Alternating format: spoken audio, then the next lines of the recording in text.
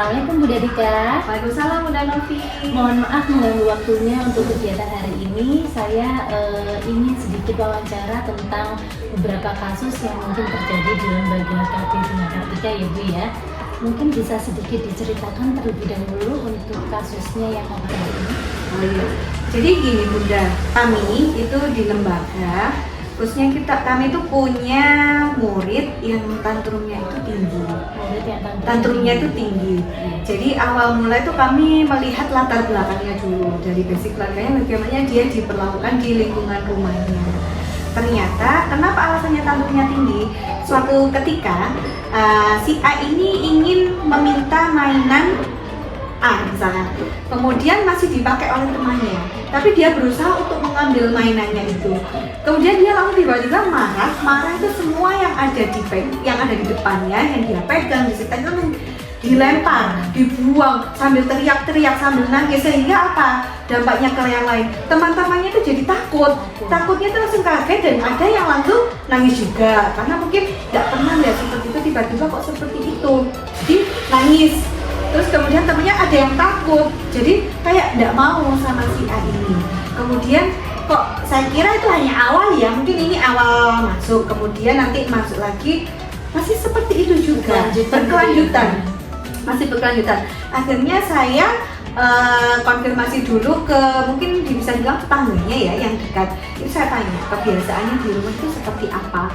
Ternyata kata tetangganya itu memang jarang keluar, yang pertama jarang diajak keluar. Kemudian kalau sekalipun diajak keluar, jarang diajak untuk berkomunikasi. Meskipun orang tuanya sosialnya baik, tapi ke anaknya ini kurang. Kemudian mereka berdua ini kan kakak adik yang usianya terpaut hanya 1 tahun.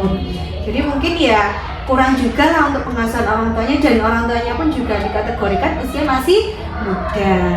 Kemudian ternyata muda ya? Ya, orang tua masih muda. Kemudian saya tanya langsung ke orang tuanya, saya panggil mamanya.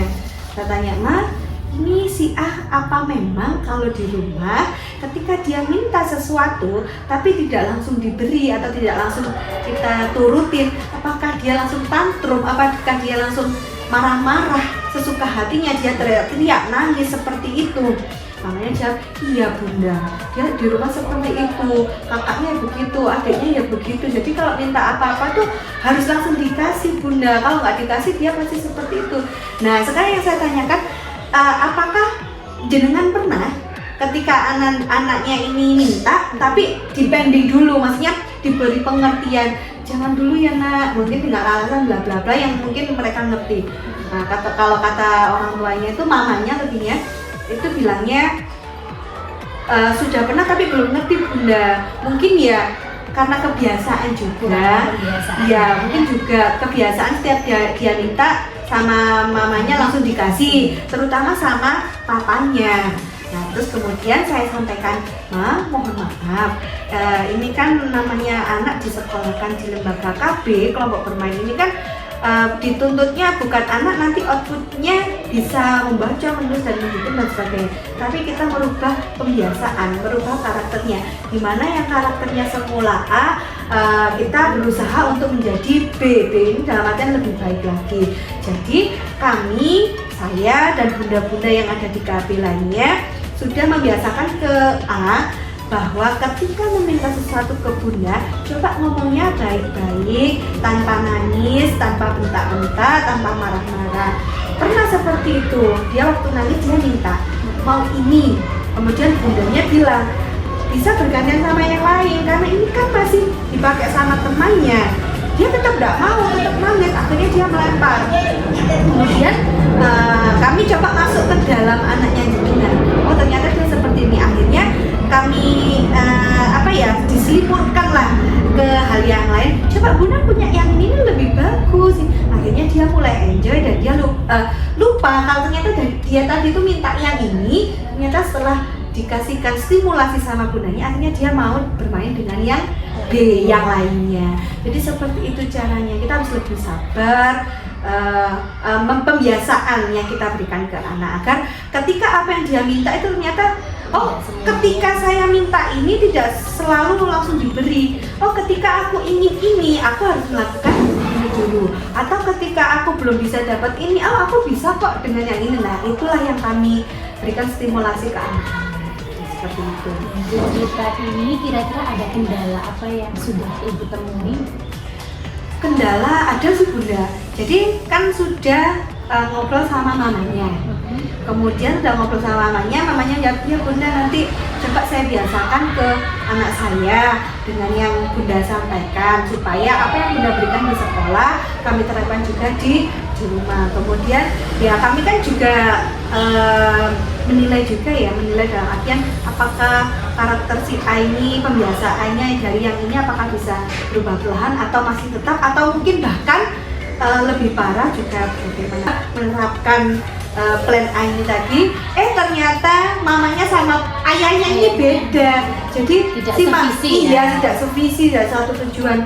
Mamanya pengennya anaknya sudah selesai yang di sekolah, ternyata ayahnya alah biarin aja, nanti daripada rewel, daripada ini nanti juga akan ngerti sendiri. Nah ayahnya itu bilangnya seperti itu. Dari kegiatan itu semuanya yang sudah dijabarkan, sudah kerjasama komunikasi dengan orang tuanya, rencana kedepannya Bunda Dika selaku kepala sekolah untuk memutuskan keputusan yang akan ditentukan bagaimana? Nah, ini Bunda Novi, kan ini si A ini kan ternyata kemarin masih di kelompok A ya. Kelompok A kemarin kan masih usia 2-3 tahun. Oke lah, maksud saya ya tidak bisa instan, karena dari anak yang tantrumnya tinggi untuk menjadi anak yang seperti biasa itu kan semua butuh proses. Baik, harapan sebagai kepala sekolah yang Anda inginkan seperti apa? Kalau harapan saya pribadi sebagai kepala sekolah, banyak saja ya, mungkin semua kepala sekolah itu pengennya anak didiknya ini semua outputnya menjadi pribadi yang lebih baik. Tapi itu semua kan juga harus dimain dengan usaha, ikhtiar, dan komunikasi yang baik dengan orang tua. Jadi harapan saya ke depannya komunikasi yang terbaik antara bunda kelas, kepala sekolah, dan kedua orang tua itu baik, tanpa ada suatu salah pahaman. Kalau memang ada kesalahpahaman, kita bisa diskusikan, kita obrolkan, kita selesaikan baik-baik.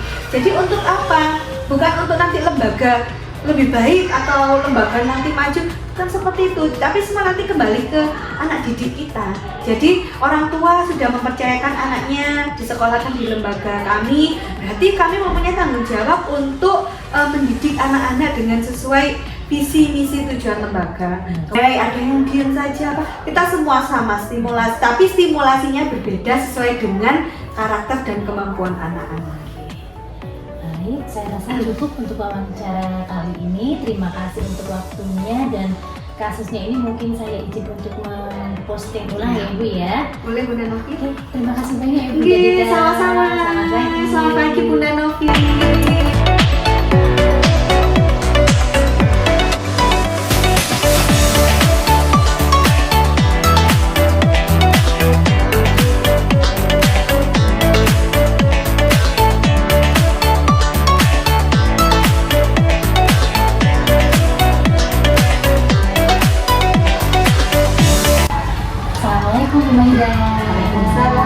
Apa kabarnya Bu? Alhamdulillah baik. Ini kemana katanya? Alhamdulillah baik juga.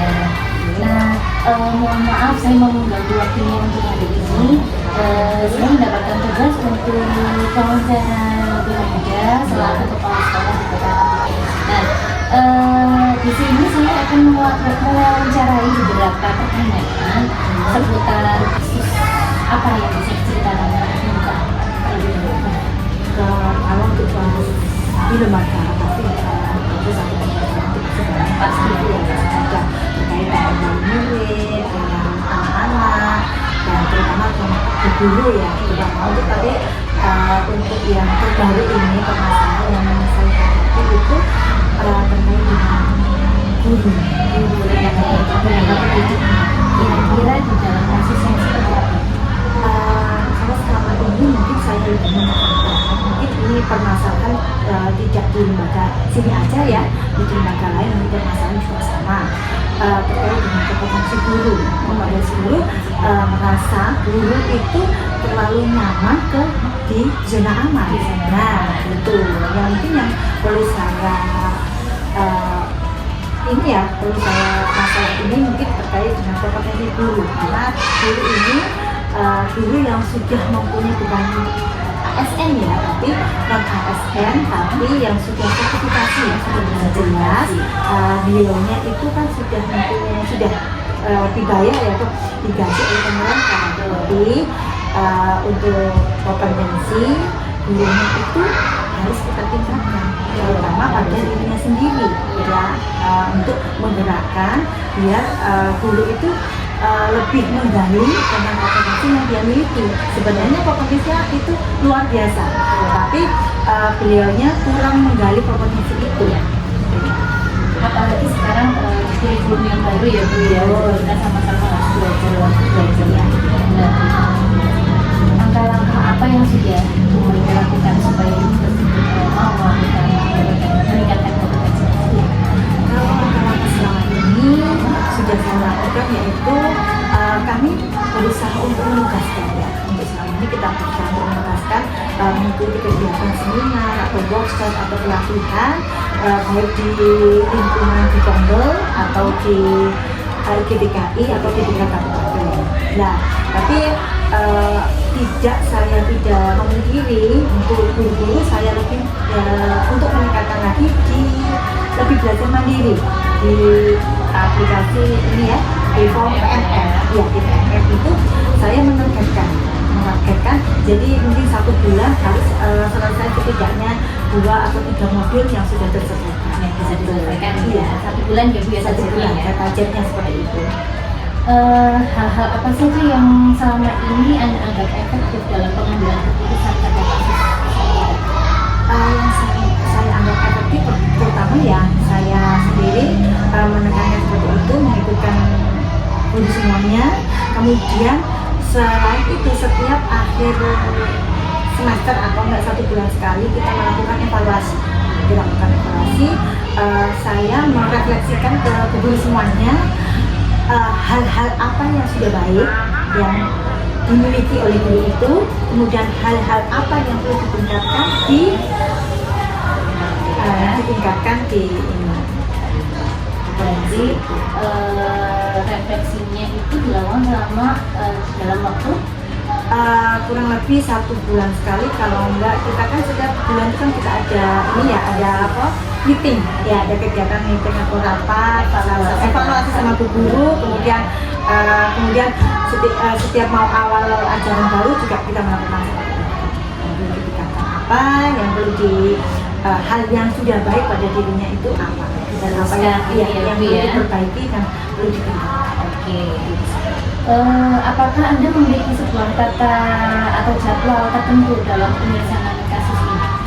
Kalau kasus seperti ini, kami dari Pak Sidang juga secara keseluruhan kita menganggap transparan ini harus kita tekankan lebih ke guru sertifikasi ya. Tapi saya berpelan-pelan, saya beranggapan bahwa nanti kita mengubah atau menggerakkan orang di zona nyaman Pak tadi ya, mindsetnya itu juga agak kita kesulitan, jadi kita berupaya untuk bertahap. Saya mencoba untuk 1 ya tadi kita mencoba untuk menggali kompetensi guru itu, kemudian yang kedua ya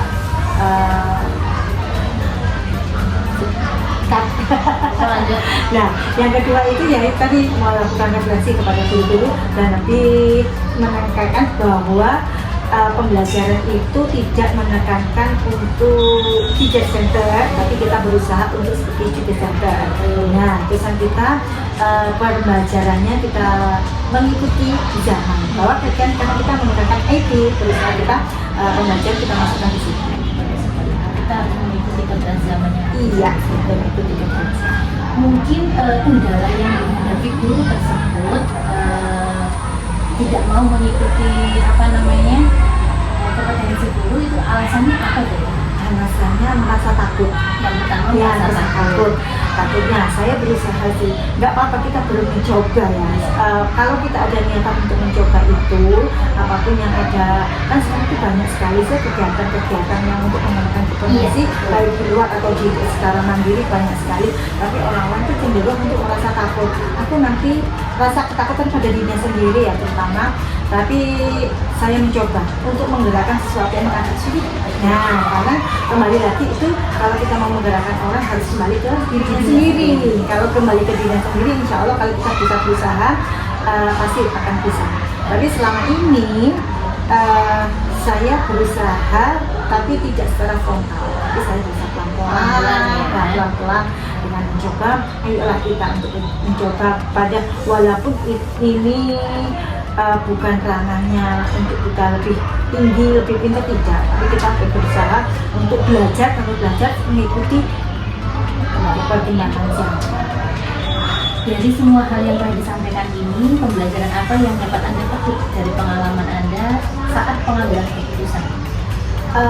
Menurut saya mengambil keputusan seperti ini karena bukan untuk masa nanti, bukan untuk saya pribadi, tapi terutama untuk diri sendiri, kembali ke tenaga pendidik itu kepada gurunya.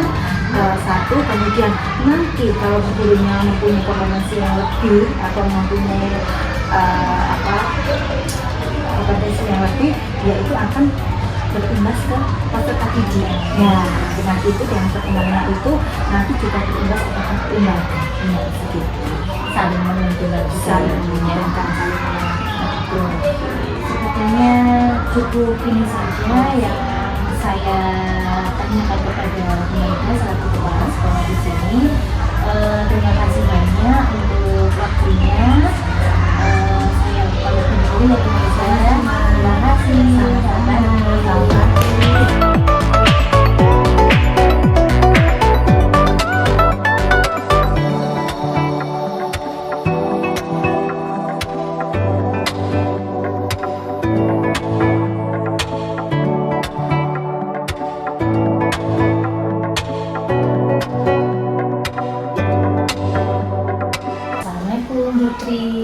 Waalaikumsalam Bu Novi. Baik, mohon maaf untuk hari ini saya mengganggu waktunya dalam kegiatan refleksi wawancara terkait dengan tugas dari calon gubernur kami. Di sini saya menunjuk dengan selaku kepala dari SDN 5 Ranggawagung, Kecamatan Singosari. Ada beberapa hal yang mungkin akan saya tanyakan kepada jenengan di sini ya. Iya. Mungkin bisa sedikit diceritakan adakah kasus-kasus yang membuat dilema sebagai kepala sekolah di sini? Iya. Saya ada beberapa kasus yang menarik dan mungkin nanti bisa dipakai sebagai satu rujukan materi, yaitu tentang fokusnya ada di wali murid. Jadi dilemanya ini sebenarnya antara sekolah dan wali murid. Sama-sama punya kepentingan kebaikan, yaitu saya jabarkan dulu nih masalahnya. Saya jabarkan dulu masalahnya, yaitu bahwa dari wali murid kemarin ini, dan ini kenyataan ya Bu Novi, kemarin itu benar-benar fakta, ini bukan lagi satu rekayasa, tapi ini benar-benar fakta yang terjadi di sekolah kami. Terjadi tahun ajaran baru kemarin, masih baru ini sekali. Jadi kasusnya ini masih hangat Bu Novi, nanti bisa dipakai sebagai literasi juga untuk kedepannya, yaitu pada waktu PPDB, penerimaan murid baru. Ya, jadi sekolah kami ini agak unik, yaitu karena letaknya memang ada di dalam satu asrama dengan Yonkaf. Jadi otomatis murid-murid yang masuk ke sekolah kami adalah mereka yang di asrama Yonkaf.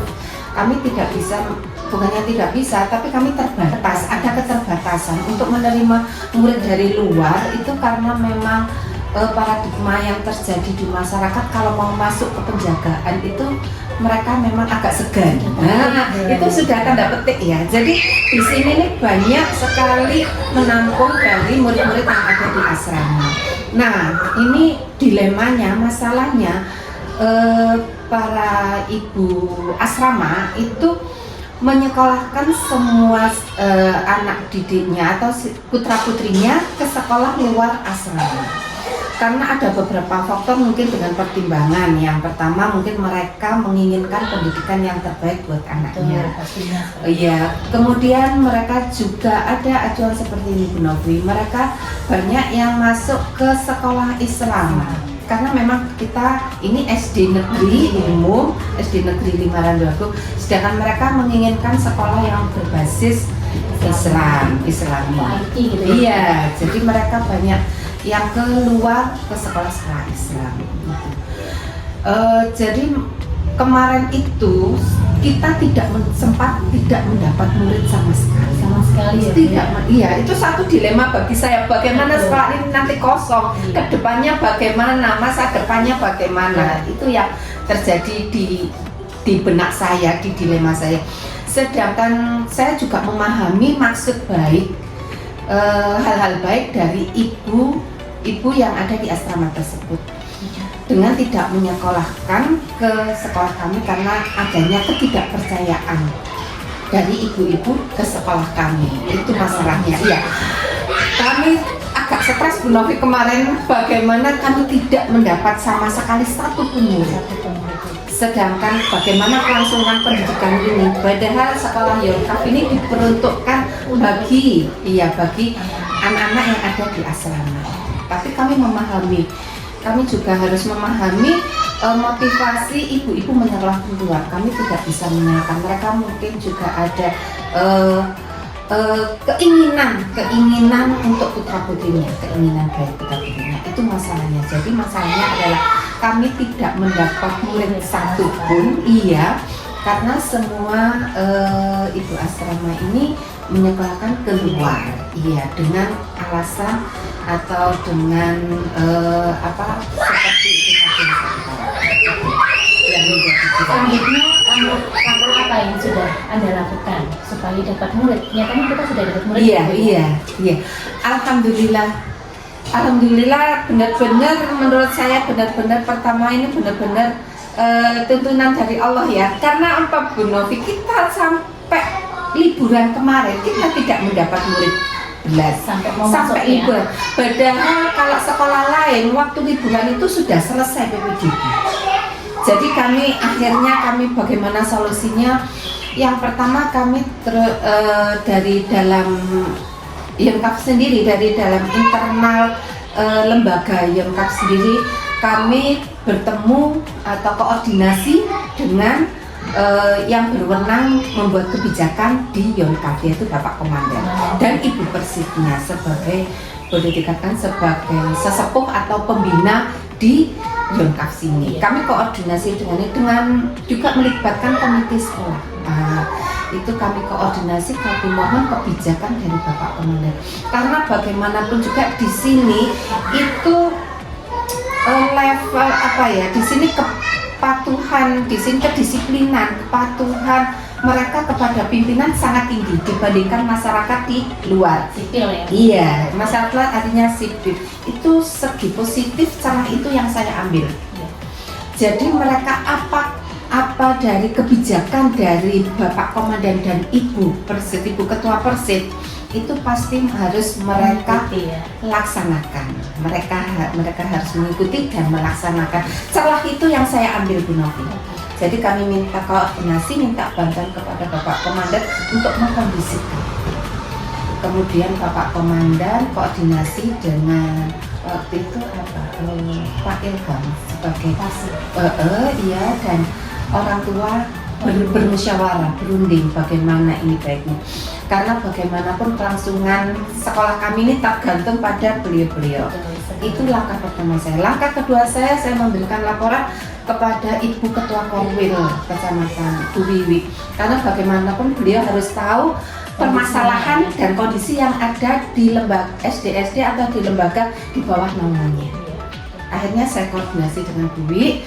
Bu Wiwi memberikan petunjuk, ya Bu, nanti kita koordinasi dengan kepala sekolah yang telah dituju. Nah, seperti dari itu. Murid tadi Dari murid, dari Bu Novi ini kondisi dan posisinya wali murid itu sudah membayar, sudah daftar di sekolah luar ya? Iya betul, sudah daftar, sudah membayar, sudah dapat seragamnya sudah dijahitkan jadi baju, sudah dapat buku. Jadi kondisinya seperti itu. Kami minta bantuan dari sisi lembaga kami ke Bu Korwil karena beliau bagaimanapun juga yang akan memberikan petunjuk lebih lanjut. Akhirnya Bu Korwil mengambil kebijakan untuk yang beberapa lembaga yang dituju. Nanti kita koordinasi dengan kepala sekolah. Saya pun melobi kepala sekolah yang sudah dituju dengan agar beliau ini istilahnya dengan lapang dada mau melepaskan. Bagaimanapun ini kan istilahnya sudah matang, sudah masuk. Padahal ini bagaimana caranya harus kami tarik ke SD 5 Randoku. Jadi ada beberapa langkah step by step. Jadi kami pertama, tapi yang berperan penting terus terang keberhasilan ini yang berperan penting ada di tangan memberi kebijakan. Betul sekali. Memberi kebijakan. Karena kebijakannya itu langsung turun ke bawah ya Bu, ya. Betul. Uniknya di sekolah itu, dan itu salah satu celah dan itu yang saya manfaatkan. Iya betul, memang harus seperti itu. Iya. Memanfaatkan fasilitas yang Iya ada, Bu, ya. betul. Baik. Apa yang ingin Anda perbaiki dari sekolah ini untuk agar orang tua bisa mempercayai anaknya sekolah di sini? Iya, ini benar. Saya yang di garis bawah Bu Novi, saya tidak menyalahkan wali murid yang telah keluar menyekolahkan beberapa murid. Saya tidak menyalahkan karena beliau punya satu keinginan baik, yaitu kelangsungan pendidikan putrinya.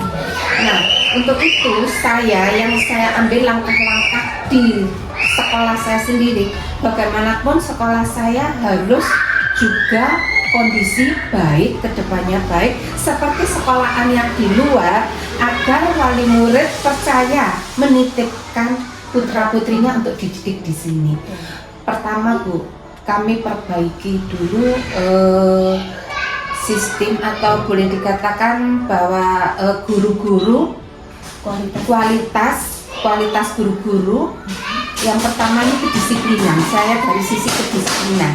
Dari sisi kedisiplinan saya agak ngegas, agak saya drill. Jadi saya tekankan bahwa guru harus masuk jam 7 menyambut wali murid. Itu yang pertama. Iya. Jadi wali murid mengantarkan anaknya, itu guru itu sudah siap. Ini satu poin. Itu yang pertama. Yang kedua, saya pengembangan kompetensi guru. Pertama lewat bengkel kerja kita, KKG. Kemudian juga lewat pengembangan kompetensi yang lain, yaitu pelatihan. Prinsipnya kita harus memajukan SDN 5 Randuagung seperti SDN lain. Itu kedua.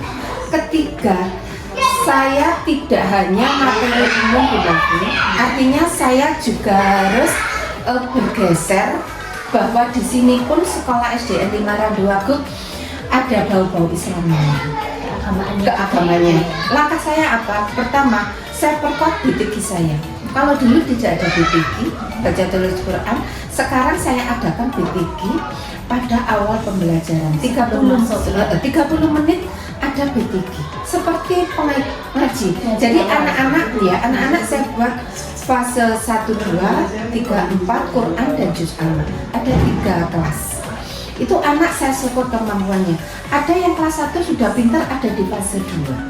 Jadi jilid 45 kami buat seperti kami terus terang untuk pembelajaran begitu saya ngantar pondok itu jadi modelnya seperti itu, tapi saya buat saya akumulasi di SD kami dengan beberapa perubahan saya sesuaikan. Kemudian bisa juga anak kelas 4, ini ada Bu Novi kelas 4 tidak bisa baca tulis akhirnya menjadi 1. Jadi Bu Novi saya dalam 1 minggu mengadakan BTG 30 menit atau kadang lebih 40 menit mulai jam 7 itu khusus tentang baca tulis Quran. Harapan saya untuk kedepannya lulus dari kelas 6 dia harus bisa baca tulis Quran.